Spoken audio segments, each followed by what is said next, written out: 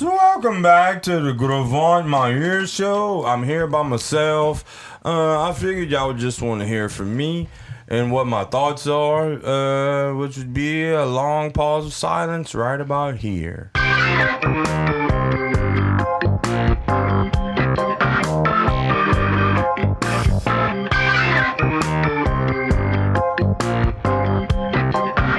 This is Gravant My Ear, and you're listening to the Dank Swamp Rebellion. You heard me?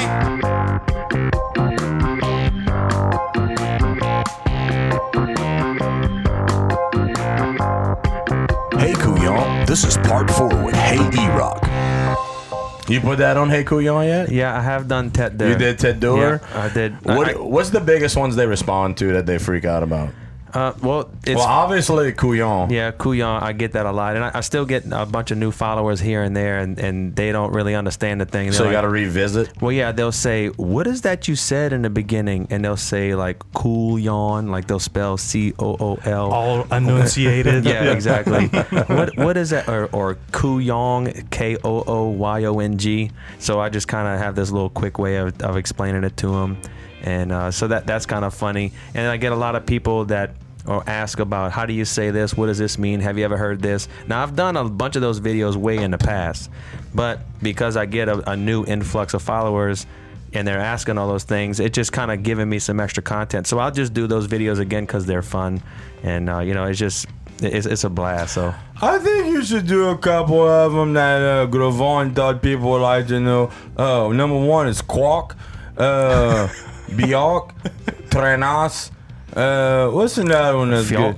Fjork, that'd be a good. The foie. Have you gone over the foie? I actually did what I didn't say what the foie was, but I alluded to it. If you know what I mean. Fair enough. The PG version. Yeah. Of foie. Yeah. Would be the boupuri.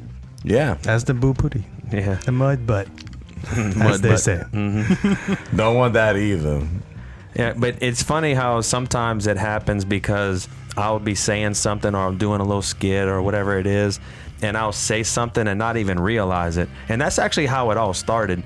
When I first kind of started to get real popular, we had a couple of hurricanes last year. I don't know if y'all remember.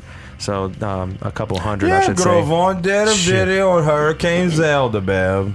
Yeah. So whenever I had so much material because there was hurricane after hurricane after hurricane. Apparently, I was saying a couple of things, and people were like, "What are you saying? What does that mean? Why did you say this?" And I'm like, "What are they even talking about?" So I actually had to go watch my own video back. I said, "Oh, I did say that, huh?"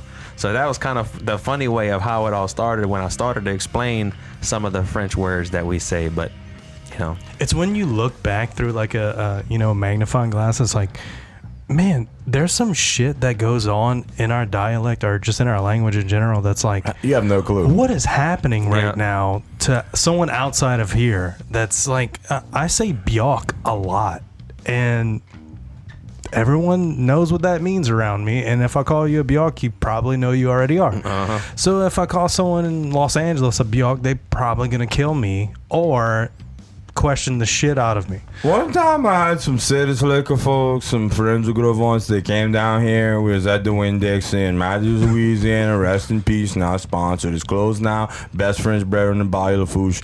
But they came down, and I was about to get out of the car and said, "Bro, you getting down?" They just looked at me, bro. What you mean getting? I said, "Bro, you getting down? Mm-hmm. Or you gonna stay in the car?" "Well, what you mean, bro?" I said, "Bro, are you getting down? You getting out? You getting down? You coming in?" But I don't hear no music playing. Yeah, bro, they thought this was the boogie down, bro. I said, "Get down." Dude, I'm just speeding up the radio. Yeah, get down. Yeah, I did one where I would tell these little stories and then try to see if people could figure out what I was saying. Like I did one day, and I talked about, getting in the truck. I went to Walmart. I parked at Denali. I went out, went make groceries. Well, first I grabbed my buggy, because people call it a shopping cart apparently. Yeah. But I grabbed my buggy, went go make groceries, went back to the house, honked the horn, had Ashlyn come out so she can go help me save the groceries. And you'd be surprised at how many people. What happened just now? Yeah, they're like, okay, I'm pretty sure I know what you're saying, but I don't get it. So, and they're like, what you saving the groceries from? I'm like, I'm not saving the groceries from nothing. I'm saving my ass from getting my butt kicked from my wife for not picking the groceries up. Did you make them in the store? Like, Yeah. I don't Make know. groceries. Right. Well, Yeah, babe, you got to make a grocery bill. They call that. That came from back in the early days where you actually made a grocery bill. You went in, you got all your stuff, and they billed you. Yeah. Frank's Supermarket used to do that, and up until the 90s, it was crazy. And I've even had some people tell me, hey, this girl I went to school with, this is the one that's a funny story. This girl I went to school with, we both graduated from Hornville High School. She moved away. She went to New York. And I would post some stuff on Facebook every once in a while, and she would see it on there. And she was like, hey, you need to do Come See. And I was like, okay, why do you want me to do Come See? I don't get it. And she's like, you know how we always say Come See? I said, yeah, well, I know, but That's normal. I don't understand. Why are you telling me to do Come See? I don't get it. And she said, because nobody else says Come See. I said, well, what do they say? I'm failing to understand what you're saying. Well, everywhere else they say Come Here. I was like, oh shit, damn. Okay, well. Oh no, where Grover's from? We said Ben Wasi. That's what he said. That's way down. I'm south in the coastal, man. Right in the little nook between Cheniere and nothing. That's the first floton. That's bam, yeah, right there. Yeah. So one of the funny things too is after I did that video and I actually, explained to people how we say Come See. Well, I didn't really understand exactly why, but then I had somebody say, well, what am I coming see? Yeah, the reason that we say Come See is because EC, ICI, means here. And while I knew that, I was like, oh my God, that makes so much sense. If I say come EC, come see, because Cajuns are lazy when it comes to their words, it's like, that means come here. What in the hell? So people are actually learning me a thing or three. I was like, come over here, babe. Sit on Grovon's lap. Give me a chicken wing.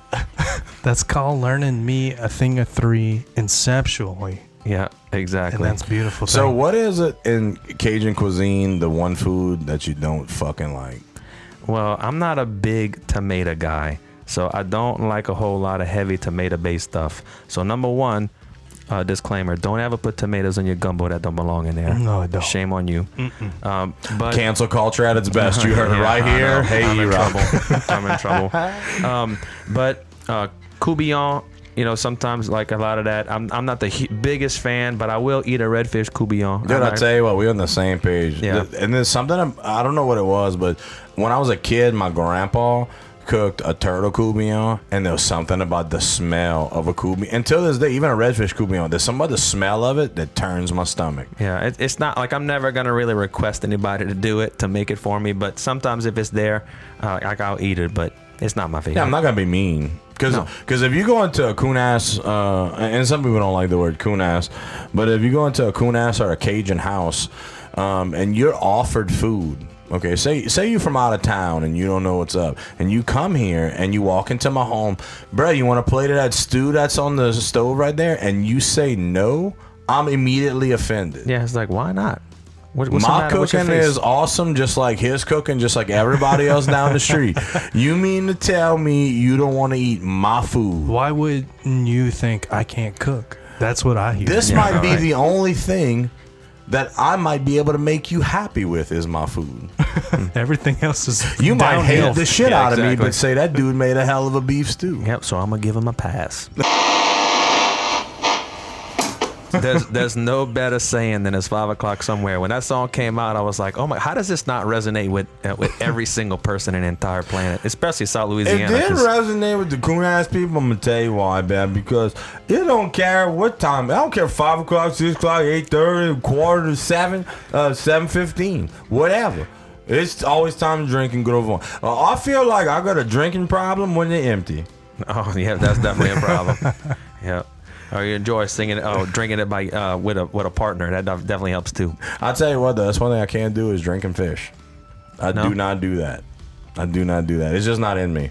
I guess I'm just not made for it, but something about drinking and being out on the water in the heat like that. Guys that sit there and pound bag the freaking canned beers like that, kudos to you, bro, because man, I just can't do it. I'm just not built for that anymore. I'm getting too old for that. Well, I guess if you're talking about if you out there in the sun, Yeah. that's a different story. Well, like I said, I do mostly sight fishing. Yeah. You know, so it's high noon, no clouds, no wind. It gets pretty freaking warm out there. Yeah, I feel you on that one. Yeah, when we went bow fishing the other night, we brought 2 ice chests.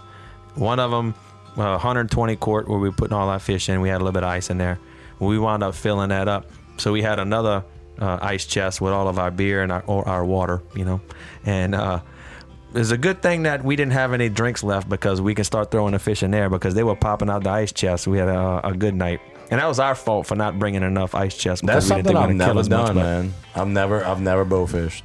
You got to go do that. So I was telling you before, man. That's the most. I gotta fun get I've on ever had, that, bro. It Spur. looks awesome too. It's I watch a so lot of much fun. videos. I don't like to see them with the carp and all that shit, because that's just kind of stupid. But something I can eat, I can get down Oh, yeah, with that. down here, man. The redfish and the sheephead, the drum. And that, just Sheephead all is kinds of such an stuff. underrated fish. Yeah, that's what we were talking about too. When we I was cleaning brought them. up on that too. Like sheephead, you throw that back, but turns out it's just a pain in the ass to clean, and it's fucking delicious. Yeah, Man, you put that on the grill with a little tequila and some lime, it's delicious. It's one of the whitest, you know, most firm fish. It holds together. It was delicious. well, my buddy Corey was saying that they actually use that for imitation crab meat if you cook Yeah. it the right way. I mean, I've never had it that way. Or at least I don't know. But That's exactly what they put Yeah. into No imitation crab meat and to, Damn. you know, like the sun pack imitation shrimp that's frozen, like you see at the casino. That's what's in it, sheephead. oh, okay, That's interesting. Sheephead and channel mullet, believe it or not. And look, that's an ugly ass fish, son. Oh, yeah, the big buck my teeth. land. Looks like the neutral lady from Nong New Song. Yeah, I can't wait to check that out on the way home. I'm listening to that song as soon as I get in the truck. I love nasty metal, like all that crazy stuff. And when So they when they started come talking here, about I'm gonna acid say, bath- by the way, Erock said, "Fuck all your Zydeco music." No, that's not what I said. You heard it here, folks. I just want to do because I don't. My son listens to the same music as me. He's got the same taste in music. And when he was growing up, you know, we used to go to House of Blues. We'd go to all these festivals. We'd go listen to all kind of craziness, and we love that music. Not a lot of my friends, and especially my family, they don't share that same sentiment. So once he graduated and he left, I was kind of by myself. So I don't really have a whole lot of people that I can talk to that's going to listen to a lot of the craziness that I listen to. So You know what's interesting though? Every metalhead could spot one another. Even, dude, I see you right now. you think? I mean, And- would you get that from me though? I mean, I just kind of I It's don't know. only because I am too. Okay. And it's just some kind of wavelength that goes on, because one of the first things that came out of your mouth was something about Pantera. And I was like, all right, Yeah. okay, cool, And cool. and the thing that really got me when I listened to the podcast with Nonk New, and they were talking, they said something about acid bath, and I was like, whoa, hold on a second, right. because that's a pretty slim group right there.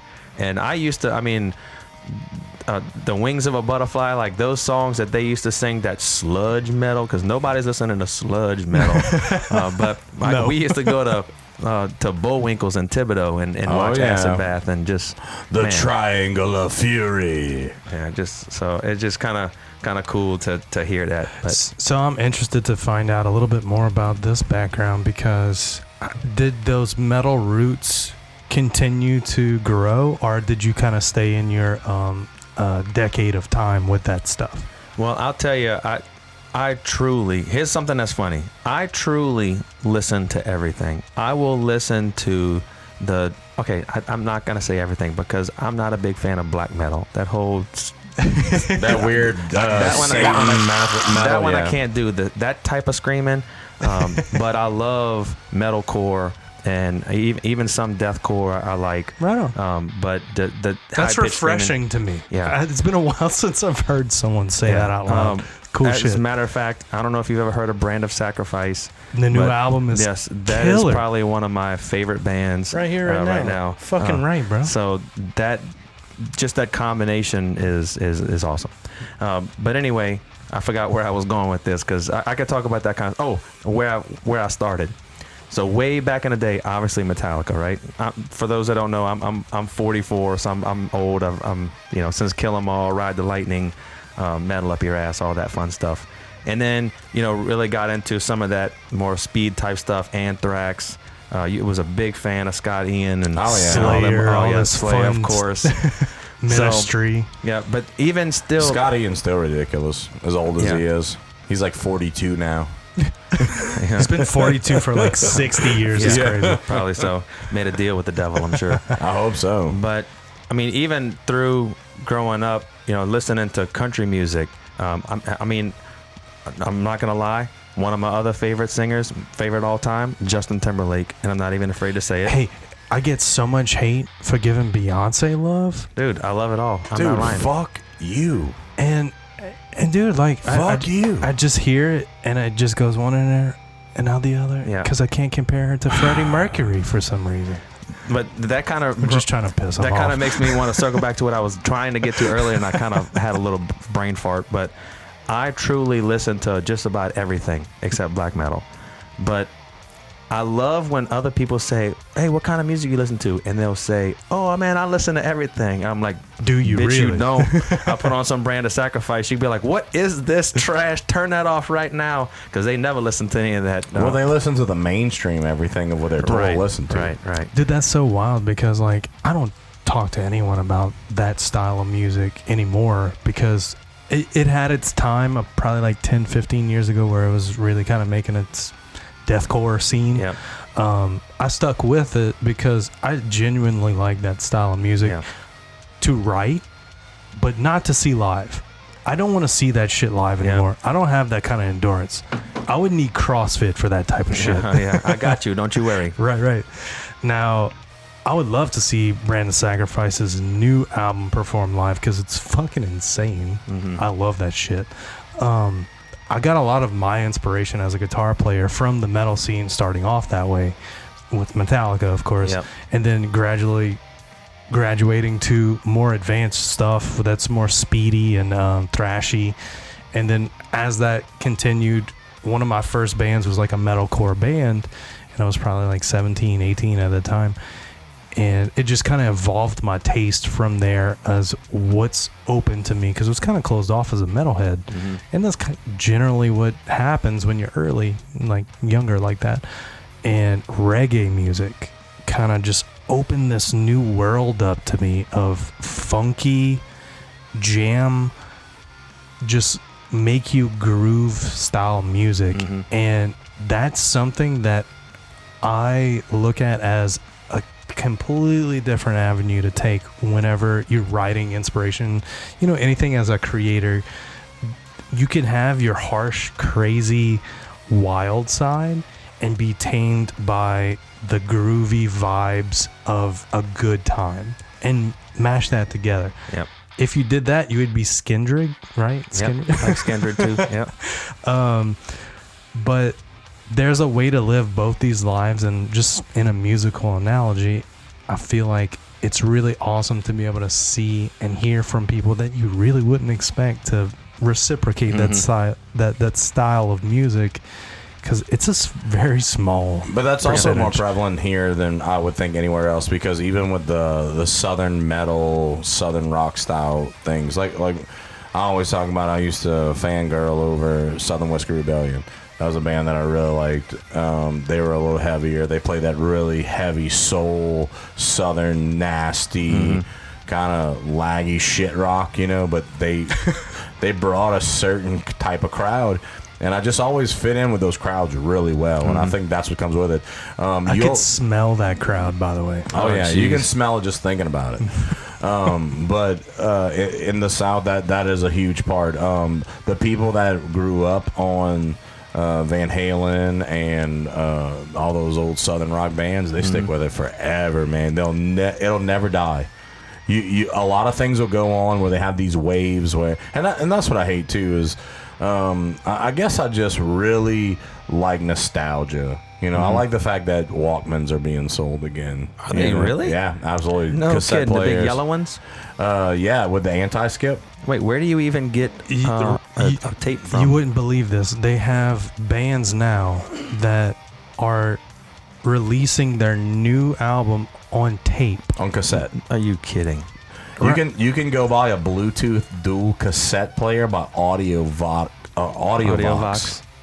The funny story about that too is when CDs first came out. CDs nuts. In case y'all wanted to make that joke. When CDs first came out, my buddy that lived 2 doors down, he had a CD player. And I'll never forget, my mom says, what you want for Christmas? I said, I want a CD player. And I shit you not, my mom said, I'm not buying you in that trash because tapes are where it's at and CDs are never going to last. Yeah. Well, she was partly right. CDs aren't going to last, but she sure didn't say anything about MP3 players or anything like that. In the South, there's always a reason to drink beer. Now the Rebellion's giving you one more. Pickled Peppers Hop Shop. Homebrew kits delivered straight to your door. The ceremony's about to begin. Become a member of the 1 Million Brew Club today at pickledpeppershopshop.com. And don't forget to listen to Tyson and Tanner on their hit podcast, Pickled Peppers Hop Talk. TNT on PPHT on all podcast outlets. Johnny! I need a pickle! Pickled peppers. Pickled peppers. Pickled peppers. But yeah, man, super thrilled to have you on the show. We appreciate the hell out of you coming on, man. Hell yeah, man. And we look forward to seeing where you're going to go with this and what's the future for you. And the community outreach that you have is amazing. And we will always back that. Well, I appreciate that. The positive side of what you're doing and just that people gravitate toward you because you have that charisma is something to be proud of, man, and in such a short period of time. Yeah. You know, you've done this in such a small window that is super commendable, and anybody from the Bayou, we applaud for that. Yeah, well, thanks, man. I appreciate it. And hell yeah. Thanks for getting in touch with me and giving me this opportunity to come hang out with you guys. I always love meeting new people, telling my story, hearing your stories, and it's been a lot of fun. So thank you. Check them out. HeyEROCK and get your Hey Coullion merch. Yeah, boy. And HeyEROCK.com. That's where all my merch is. You can check out HeyEROCK on TikTok, and I'm on Instagram, Facebook, and also have my podcast. So go to any platform where you get your podcast from, Spotify, Apple, Google, wherever, and just search for HeyEROCK. You'll find me. Right on, man. We're going to tag it up. Yep. He's at 250,000 followers at this moment. 6 weeks from now, he'll be at more like 500,000. So let's just go ahead and get him to 1 million, guys. Yeah, sure. That'd be nice. Thanks, guys. Come on and have fun. All right, man. You're welcome back anytime. Let us know what's going on in the future, and we're here for you, dude. Yep. Thanks, guys. Appreciate it.